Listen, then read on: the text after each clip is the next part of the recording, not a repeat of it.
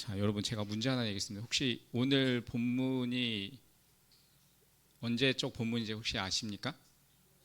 언제적 본문일까요? 네? 네, 맞습니다. 월요일 날 큐티 했던 본문의 말씀입니다. 제가 이 말씀을 새벽에 준비를 하면서 이 말씀이 너무나 또 위로가 되고 또 너무나 힘이 되는 말씀이어서 우리 성도님들과 더 깊이 묵상하고 함께 또 이 수요 이 기도의 시간 가운데 우리가 더 좀 은혜를 나누고자 제가 말씀을 준비하면서 이번 주 수요일 본문은 이걸로 함께 은혜를 나누고자 해서 이 본문의 말씀을 정했습니다. 제가 하나 더 문제 내겠습니다. 그럼 혹시 이 장마가 끝나고 나서 한 뭐 이제 7월에서 8월쯤에 오는 게 혹시 뭔지 아신가요? 뭐가 오죠? 네, 태풍이 오죠. 우리도 얼마 전에 한반도를 지나가는 태풍이 온다고 해서 참 우리가 많은 걱정을 하고 있었는데 이 태풍은 너무나 위력적이고 또 많은 피해를 입히게 됩니다. 그렇게 많은 피해를 입히는 그런 태풍 가운데서도 우리가 위로받고 우리가 소망이 되는 것은 무엇이죠? 바로 이 태풍이 어떻게 되는 거죠? 지나간다라는 겁니다. 어느 태풍이든 많은 피해를 주게 되지만 그 태풍이 그 가운데에서 계속 머물러서 피해를 주지는 않습니다. 어느 순간에는 이 태풍은 지나가고 소멸하게 됩니다. 여러분, 우리의 삶의 모습도 마찬가지입니다. 때로는 이 시련이 끝이 없는 것 같아 보이지만 끝이 없는 시련은 없습니다. 그런데 그리스도인에게는 무엇보다 이 십자가의 은혜로 하나님의 자녀가 된 우리에게는 더 큰 위로와 소망이 되는 것이 있습니다. 그것은 바로 이 시련의 끝자락에 하나님께서 예비해 두신 더 큰 은혜를 누릴 수 있게 된다라는 사실입니다. 여러분, 그것은 우리가 겪었던 그러한 시련과 또한 어려움 가운데서도 비교할 수 없이 크고 풍성한 은혜인 줄 믿습니다. 그래서 우리 그리스도인은 그러한 시련과 아픔 속에서도 우리는 소망을 노래할 수 있는 것입니다. 오늘 우리가 함께 살펴보는 이 시편 91편을 기록한 시에는 그가 이 시편 기자가 겪었던 그러한 수많은 인생의 고통과 또한 그 환난 속에서 오직 전능하신 그 하나님만을 그가 바라보고 하나님만을 높이고 찬양하는 그 고백의 시가 담겨져 있습니다. 평탄할 때는 경험해 보지 못했던 그 하나님을 그 가운데서 환난 속에서 정말 그 건지시는 하나님을 경험한 그 사람은 하나님을 찬양할 수밖에 없습니다. 무엇보다 어려움 속에서 그 건지시는 하나님을 경험한 성도는 더욱 하나님을 사랑하게 됩니다. 여러분, 우리가 겪는 그러한 고난과 시련과 어려움들은 참 그 가운데는 힘들고 어렵지만 그 가운데서 우리는 그 가운데서 전능하신 하나님을 만나게 되는 귀한 경험의 시간이 되는 것입니다. 그래서 성경에도 보면 수많은 고난과 또한 어려움들 속에서도 오직 하나님만을 바라보고 믿음으로 일어서서 그 가운데 그 고난을 이기게 하신 하나님을 높이고 찬양하는 그 수많은 성도들의 이야기가 우리가 살펴본 이 성경 속에 많이 담겨져 있습니다. 환난의 계곡 속에서 건져주시는 하나님을 경험한 성도들의 그 노래가 끊임없이 기록되어져 있습니다. 그래서 고난 속에서 이 믿음의 성도는 이 믿음이 더욱 굳건하여지고 하나님과의 관계가 더욱 밀착하게 되는 것입니다. 미국의 찰스 스탠이라는 목사님은 이러한 말씀을 했습니다. 우리가 어둠의 깊은 골짜기를 지날 때 비로소 신앙의 본질을 발견하게 됩니다. 우리가 평탄한 길을 갈 때는 진정한 우리의 신앙의 모습을 볼 수 없지만 힘들고 어려운 그 어둠의 골짜기를 지날 때 우리는 그 가운데서 비로소 우리의 신앙의 모습을 발견하게 되는 것입니다. 오늘 우리가 살펴보는 시편 91편의 말씀은 이 환난을 지날 때 그 어려움 속에서 하나님을 바라보고 하나님을 높이고 찬양하는 이 성도의 노래입니다. 환난과 고통과 어려움 속에서 오히려 하나님을 의지한 성도의 찬양의 노래입니다. 여러분, 어쩌면 이 노래는, 이 고백은 오늘 이 시간을 살아가고 있는 우리에게도 필요한 믿음이라고 생각이 되어집니다. 여러분, 그렇다면 이 환난 중에서 하나님을 신뢰하는 성도의 그 특징은 무엇일까요? 첫 번째는 바로 환난 중에 하나님을 사랑하는 것입니다. 여러분, 우리가 기억해야 할 것은 하나님은 어떠한 상황과 어떠한 조건 속에서도 우리를 사랑하신다라는 사실입니다. 여러분, 하나님은 변함없이 우리를 사랑하고 계십니다. 여러분, 이 사실을 믿으십니까? 네. 여러분, 우리가 그래서 믿기 때문에 우리도 어떠한 환난과 역경 속에서도 하나님을 더 사랑해야 하는 것입니다. 여러분, 근데 안타까운 것은 정말 평탄한 그러한 삶을 살아갈 때 예수님을 잘 그렇게 믿었던 우리 성도님들도 때로는 그 환난과 어려움 속에서 하나님을 등지고 하나님을 멀리 떠나게 되는 그러한 안타까운 모습들을 우리가 보게 됩니다. 여러분, 그렇지만 정말 하나님의 사랑하심, 하나님이 여전히 그 가운데서 나를 사랑하신다라는 사실을 확신하는 성도는 환난 중에서 더 하나님을 사랑하고 하나님 앞에 더 가까이 나아가게 되는 것입니다. 여러분은 혹시 그 환난과 어려움이 다가오면 하나님과 여러분은 더 멀어지고 계십니까? 아니면 그 환난과 어려움 속에서 하나님을 붙잡고 하나님께 더 가까이 나아가는 그러한 신앙의 모습입니까? 오늘 본문 14절에는 이렇게 말씀하고 있습니다. 하나님이 이르시되 그가 나를 사랑한즉 내가 그를 건지리라 라고 말씀합니다. 여기에 그가 나를 사랑한즉 이라는 단어를 히브리어로 하샤크라는 이 단어로 사용을 하고 있습니다. 여러분, 이 하샤크라는 단어는 우리말로 이 달라붙다, 결합하다라는 그러한 뜻을 가지고 있습니다. 그러니까 너무나 사랑하기 때문에 가까이 머물고 싶은 그 밀착한 그 사랑을 이야기하고 있는 것입니다. 정말 사랑하기 때문에 한시도 떨어지지 않고 싶어서 더욱 밀착하게 붙어 있는 것을 말하는 것입니다. 여러분들도 그렇게 정말 밀착해서 한시도 떨어지고 싶지 않아서 그렇게 사랑해서 결혼하지 않으셨습니까? 아멘? 아니, 아멘이 별로.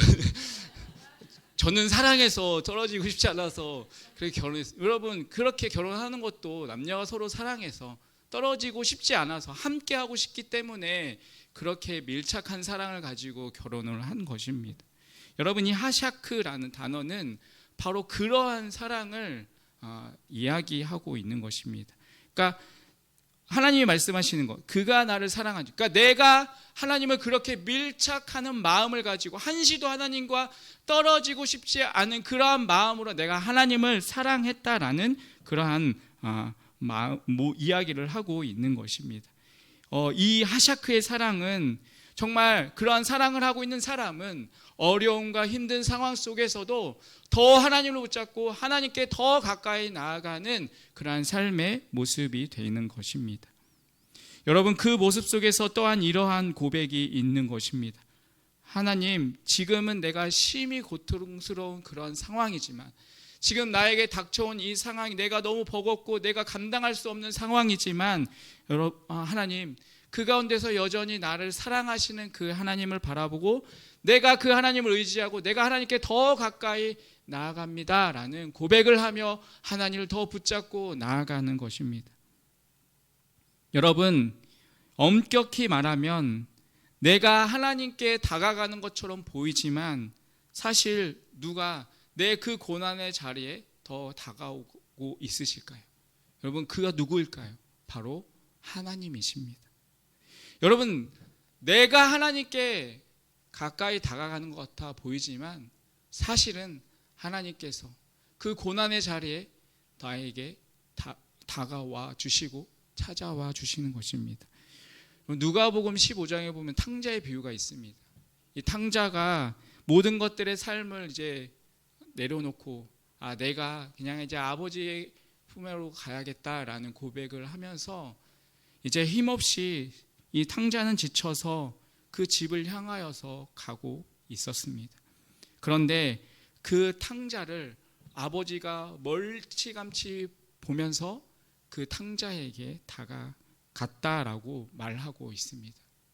탕자는 그저 지쳐서 그냥 터벅터벅 힘없이 걸어가지만 그 탕자를 보고 그 아들을 치근히 여기면서 다가갔던 분은 바로 하나님 아버지였던 것입니다. 여러분, 우리가 다가가는 것 같은데 엄격히 말하면 하나님께서 다가와 주셔서 그 사랑으로 우리를 품어 주시는 것입니다. 여러분, 우리는 그 하나님의 사랑 안에 있음을 믿으시길 바라겠습니다. 여러분이 어려움 속에서, 여러분이 환난 가운데서 있을 때 많은 사람들은 떠날 수 있습니다. 하지만 하나님은 여전히 그 가운데서 여러분을 바라보시고 여러분에게 가까이 오실 것입니다. 여러분, 갈릴리 호수에서 제자들이 풍랑을 만나서 그 풍랑에 휩싸여 죽을 것 같은 두려움에 빠졌을 때에도 예수님은 제자들에게 다가오셨습니다. 그렇게 그 예수님이 다가오셨을 때 그렇게 그들을 삼키려고 했던 그 풍랑이 한순간에 잔잔해졌습니다. 여러분, 그렇다면 이 환난 속에서 우리가 해야 할 일은 무엇입니까? 그 가운데서 여전히 나를 사랑하신 그 하나님을 우리가 사랑하며 그 하나님을 붙잡고 하나님께 더 가까이 나아가는 우리의 모습이 필요한 것입니다. 오늘 본문 14절에 보시면 하나님께서 이렇게 약속하셨습니다. 다시 한번 보시면 하나님이 이르시되 그가 나를 사랑한즉 내가 그를 건지리라 라고 말씀하십니다. 하나님은 변함없이 우리를 사랑하고 계십니다. 그 가운데서 분명히 우리를 건지시겠다라고 약속하셨습니다. 하나님은 그렇게 변함없이 우리를 사랑하시는데 여러분, 우리가 하나님을 사랑하지 않습니다. 이 고통과 어려움 속에서 오히려 하나님을 원망하고 불평합니다. 작은 문제만 있어도 하나님을 사랑하지 않는 우리의 모습을 보게 됩니다. 여러분, 문제가 없을 때만 하나님의 그 사랑을 여러분이 믿습니까? 여러분, 정말 진실로 하나님의 그 사랑을 믿을 때는 우리가 평탄하고 우리가 행복한 삶을 살아갈 때가 아니라 환난과 역경 속에서 우리는 그 하나님의 사랑을 기억하고 그 하나님의 사랑을 붙들며 살아가는 삶이 되어야 합니다. 사랑하는 성도 여러분, 어떠한 어려움 속에서도 그 하나님의 사랑을 기억하시길 바라겠습니다. 그리고 그 하나님의 사랑을 기억하며 하나님께 더 가까이 나아갈 수 있는 삶이 되시기를 간절히 바라겠습니다. 그 하나님의 손길을 붙잡고 믿음으로 그 모든 상황에서 일어설 수 있는 그런 우리 모두가 되시기를 주님의 이름으로 간절히 축원드리겠습니다. 여러분, 두 번째로 환난 중에 하나님을 신뢰하는 성도의 특징은 무엇일까요? 그것은 바로 환난 중에서도 하나님을 인정하는 것입니다. 여러분, 우리가 살아가면서 하나님의 능력을 크게 보나 아니면 나를 위협하는 이 어려운 환경들을 바라보느냐에 따라서 우리의 삶은 달라질 수밖에 없습니다. 그러니까 우리가 하나님의 능력을 크게 보게 되면 우리에게 다가왔던 이 어려움과 환난들은 작게 보이지만 우리가 정말 이 다가오는 환난과 이 역경을 크게 보게 되면 결국 이 하나님의 능력은 우리는 또 작게 보일 수밖에 없습니다. 그런데 우리는 삶을 살아가다 보면 하나님의 능력보다는 우리에게 다가온 이 환경에 너무 집중하여서 그것을 크게 볼 때가 많이 있다라는 것입니다. 참 하나님이 어떠한 분인지를 우리가 안다면 우리가 두려워하는 그러한 일들, 우리를 낙심시키게 하는 일들은 사실 대단한 것이 아닙니다. 오늘 본문의 1절은 이렇게 고백하고 있습니다. 지존자의 은밀한 곳에 거주하며 전능자의 그늘 아래 사는 자여라고 말을 하고 있습니다. 여러분, 지존자의 은밀한 중에 거주하고 전능자의 그늘 아래 거하고 있다는 것은 무엇을 의미하고 있는 것입니까? 바로 그 하나님의 보호 아래 있다는 것을 지금 말하고 있는 것입니다. 그래서 이어지는 2절을 통해서 이렇게 말하고 있습니다. 나는 여호와를 향하여 말하기를 그는 나의 피난처요 나의 요새요 내가 의뢰하는 하나님이라 라고 고백을 하고 있습니다. 그러면서 이어지는 3절부터 7절까지는 하나님의 보호하심을 확신하는 그 시편 기자의 고백을 보게 됩니다. 하나님이 나를 보호하심을 믿고 있기 때문에 이러한 어려움 속에서도 나는 두려워하지 않을 것임을 그는 고백하고 있는 것입니다. 오늘 본문 14절의 말씀 하반절을 다시 한번 보시면 이렇게 고백합니다. 그가 내 이름을 안즉 내가 그를 높이리라 라고 말합니다. 여러분, 여기서 안다라는 뜻은 히브리어로 야다라는 그러한 단어를 쓰고 있습니다. 여러분, 이 야다라는 이 단어는 이 부부관계에 쓰이는 단어이기도 합니다. 창세기에 보면 이 아담이 하와와 동침하매라는 그 이제 말씀이 있는데 그 말씀 가운데 동침했을 때 썼던 단어가 바로 이 야다입니다. 야다라는 단어. 그래서 이 야다라는 그러한 단어는 그러니까 서로 밀착해서 서로의 모든 것들을 다 오픈한 그러한 속에서 내가 너를 알고 너는 또 나의 모든 것들을 알게 되는 그러한 상태, 그 하나됨을 이야기할 때 바로 이 야다라는 단어를 쓰는 것입니다. 그러니까 내가 하나님을 알았다라는 그 야다라는 것은 내가 그냥 지식적으로 하나님을 안 것을 의미한 게 아니라 나의 삶 속에서 모든 삶 속에서 경험했던 그 하나님을 내가 안다라는 표현을 하고 있는 것입니다. 정말 나의 삶 속에서 경험되어졌던 하나님, 그리고 내 전 인격이 깨닫게 된 그 하나님, 내 전 존재가 이해되었던 그 하나님을 우리가 알 때 이 야다라는 단어를 쓰는 것입니다.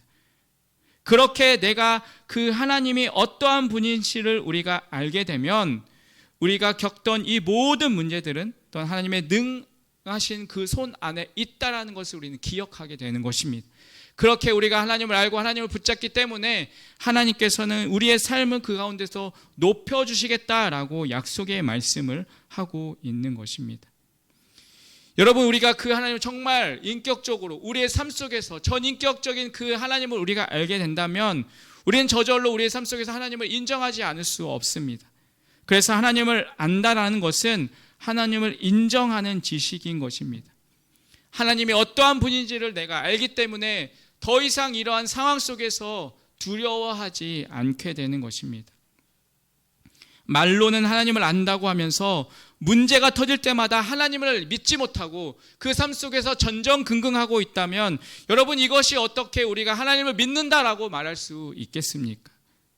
그러한 모습을 보면서 하나님은 이렇게 말씀할 것입니다. 정말 네가 나를 안다면 너는 왜 그 가운데서 두려워하고 있느냐?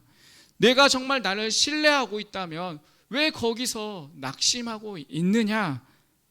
하나님이 말씀하실 것입니다.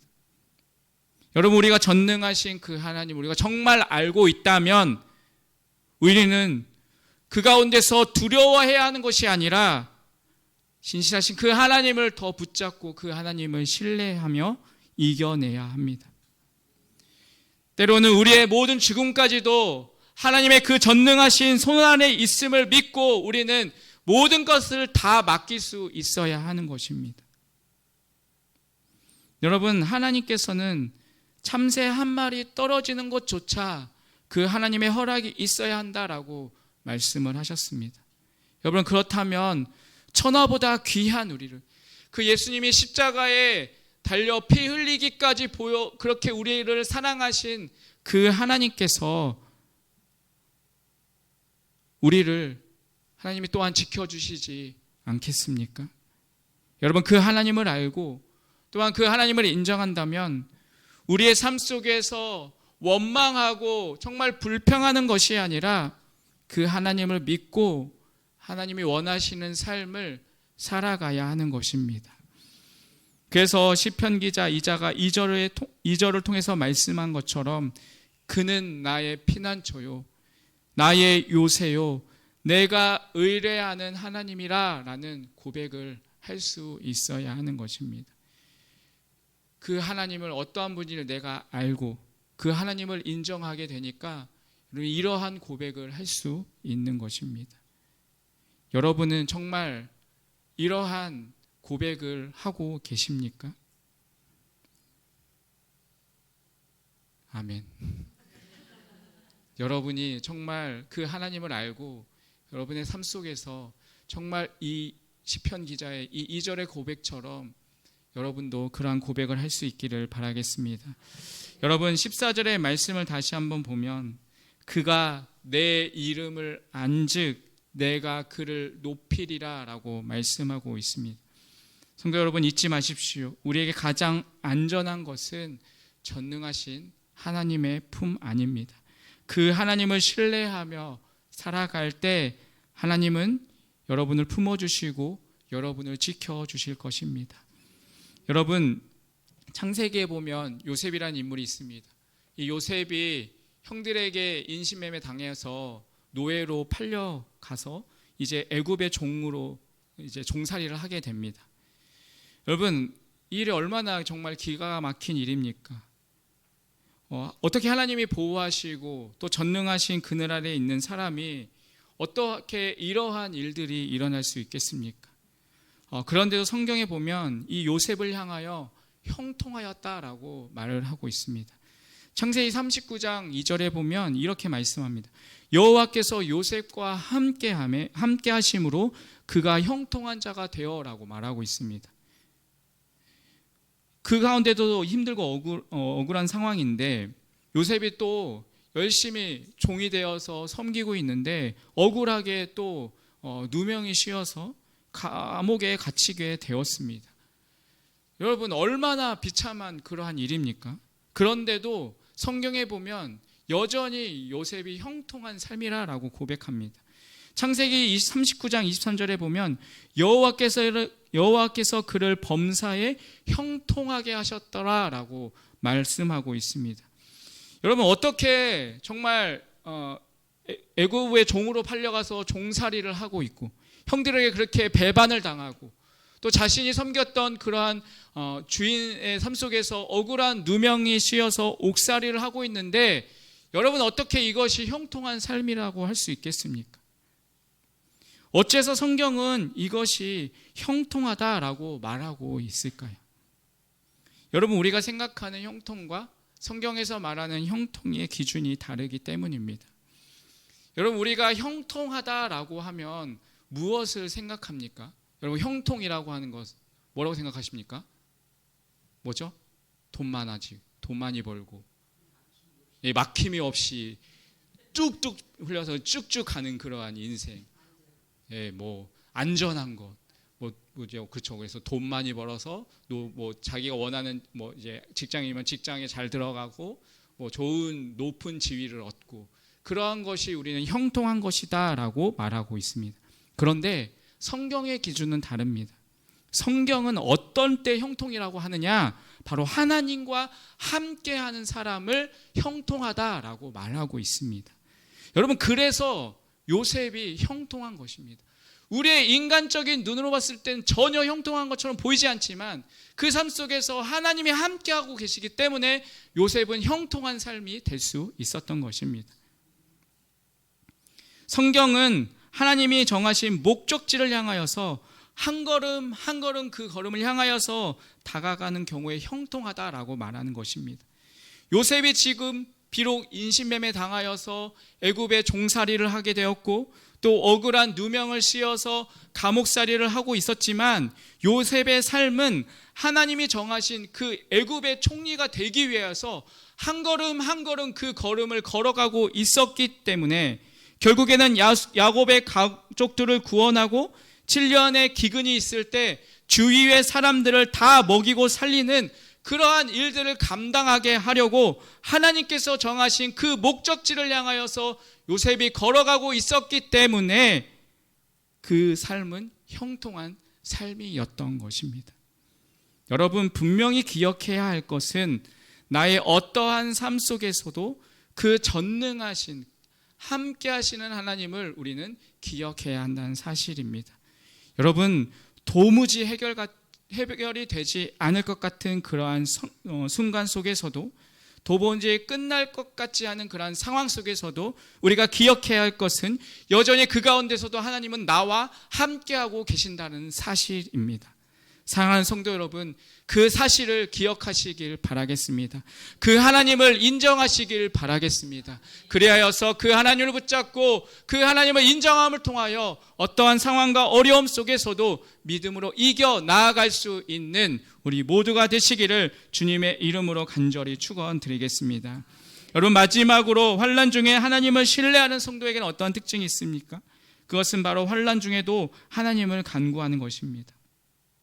여러분, 정말 하나님 간절한 마음으로 우리가 믿음으로 간구할 때 하나님은 반드시 응답하십니다.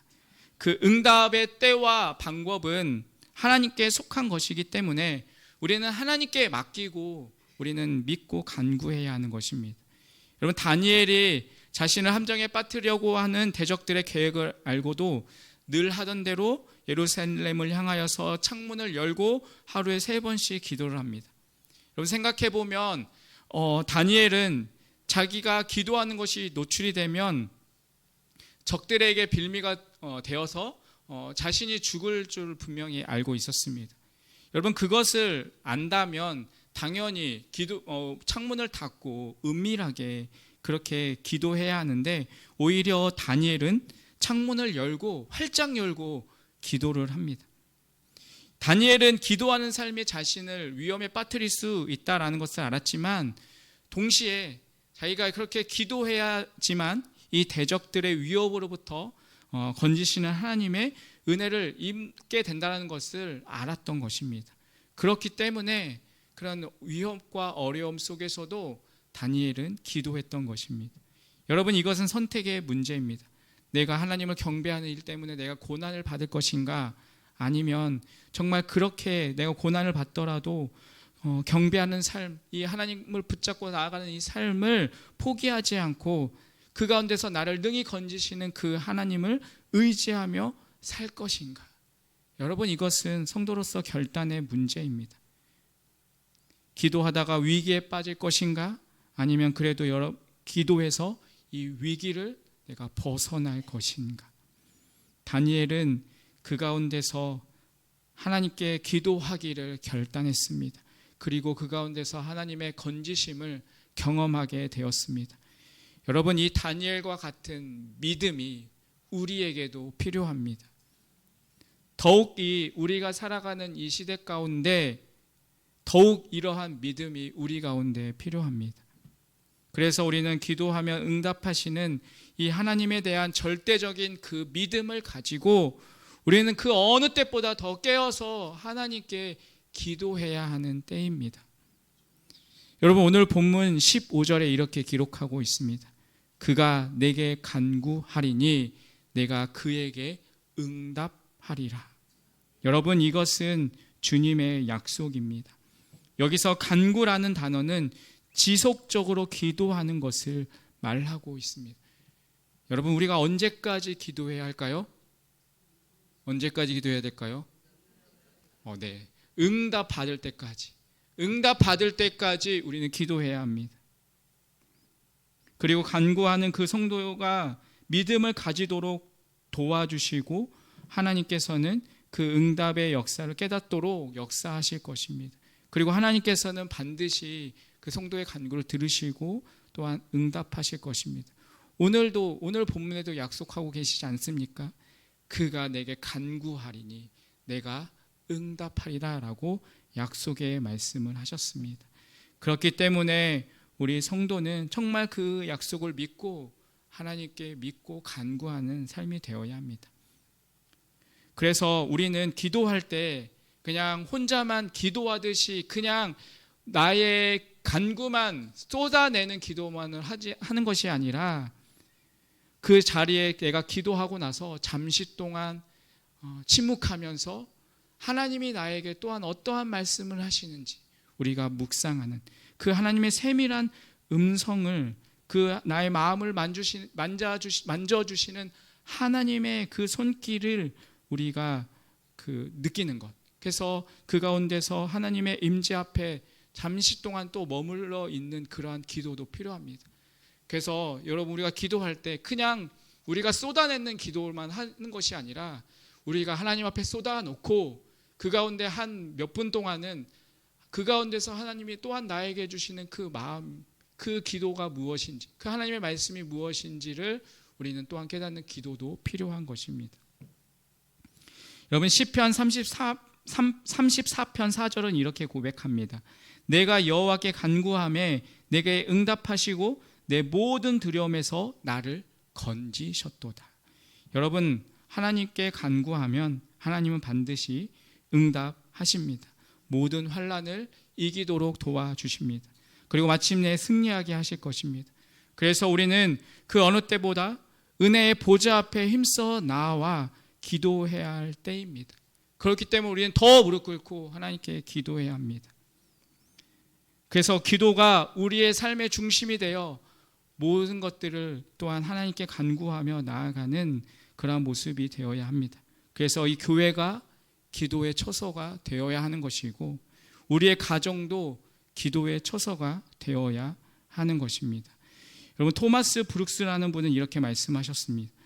기도하지 않는 가정은 하늘의 모든 폭풍에 노출되어 있는 지붕이 없는 집과 같습니다 라는 말을 했습니다. 그러니까 반대로 말하면 기도하는 가정은 전능하신 하나님의 손에 붙들려 보호받는 가정이 된다라는 그러한 말씀인 것입니다. 여러분, 시편 91편을 보다 보면 예수님이 미혹을 당할 때 들었던 말씀이 있습니다. 바로 시편 91편 12절의 말씀입니다. 그들이 그들의 손으로 너를 붙들어 발이 돌에 부딪히지 않게 하리로다 라는 이 말씀입니다. 이 말씀은 예수님께서 40일 금식을 하신 후에 사단에게 미혹되었을 때 사단이 예수님을 성전 꼭대기에 세우고 인용했던 이 말씀이 바로 이 말씀입니다. 그때 마태복음 4장 6절에 보시면 내가 만일 하나님의 아들이어든 이라고 이 사단이 이야기하는 것을 볼 수가 있습니다. 그러니까 이 사단은 지금 예수님이 하나님의 아들이라는 것을 알고 있었습니다. 그러면서 오늘 이 시편 91편 12절의 말씀을 인용합니다. 기록되었으되 그가 너를 위하여 그의 사자들을 명하시리니 그들이 손으로 너를 받들어 발이 돌에 부딪히지 않게 하리로다 하였느니라 라고 말합니다. 그랬을 때 예수님이 이렇게 대답합니다. 마태복음 4장 7절인데 예수께서 이르시되 기록되었으되 주 너의 하나님을 시험하지 말라 하였느니라 라고 말씀합니다. 여러분, 사단은 늘 우리에게 속삭입니다. 이러한 어려움을 당한 거 보니까 너는 하나님이 사랑하지 않는 것 같아. 야, 너를 사랑하면 하나님이 너에게 이러한 어려움을 허락해 주시겠어? 하나님이 지금 너를 지켜주지 않는 거야 라고 우리에게 끊임없이 그런 속삭입니다. 하지만 예수님은 이러한 것들로 하나님을 시험하지 말라라고 말씀합니다. 여러분, 하나님을 바라보는 성도라면 어떤 어려움 속에서도 하나님의 말씀을 붙잡고 그 하나님을 의지하며 살아가야 하는 삶이 되어야 합니다. 여러분, 우리의 삶은 힘들고 어려움 속에서 살아가게 됩니다. 어떤 분들은 아마 이 힘들고 또 어려운 이 상황 속에서 지치고 또 힘든 그러한 상황 가운데 있는 분들도 있을 것입니다. 여러분, 이럴 때일수록 우리가 어떻게 살아가야 할 것인가를 오늘 본문은 우리에게 말씀해 주고 있습니다. 나는 비록 이러한 모습 속에서도 하나님을 더 사랑하겠습니다. 나는 바로 이러한 상황 속에서도 하나님을 더 의지하겠습니다. 이러한 결단이 오늘을 사는 우리에게 필요한 결단입니다. 특별히 시편 91편 14절에서부터 16절의 말씀은 하나님의 약속이 가득한 이 약속의 시라고 말하고 있습니다. 여러분, 이 약속이 어떠한 약속이 있습니까? 한번 보시면 하나님은 사랑하는 성도를 건져주십니다. 그리고 하나님을 아는 성도를 어떻게 하시죠? 높여주십니다. 그리고 간구하는 성도에게 응답하십니다. 그리고 환난을 당할 때 함께 하십니다. 그리고 또 그들을 건지시고 영화롭게 하십니다. 또 성도를 장수하게 하시고 만족하게 하십니다. 그리고 성도에게 하나님의 구원을 보여주실 것입니다. 사랑하는 성도 여러분, 이 약속을 믿으십니까? 여러분, 하나님은 이 모든 약속을 반드시 지키실 것입니다. 이제 중요한 것은 이 하나님의 약속을 우리가 얼마나 믿고 그 하나님을 얼마나 사랑하며 의지하며 살아가는가 하는 것입니다. 진실로 하나님을 사랑하며 부르짖는다면 여러분 기대하십시오. 여러분의 삶 속에서 하나님의 약속이 하나씩 반드시 이루어 가실 것입니다. 그 전능하신 하나님을 믿고 의지하며 모든 환난과 또한 모든 어려움 속에서도 이 믿음을 지키며 살아가는 귀하고 복된 삶이 되시기를 주님의 이름으로 간절히 축원드리겠습니다. 기도하겠습니다. 하나님 아버지, 우리에게 다가오는 어떠한 환난 속에서도 우리의 믿음이 흔들리지 않게 하시고 진실하신 주님을 바라보며 믿음으로 승리하는 삶이 되게 하여 주시옵소서.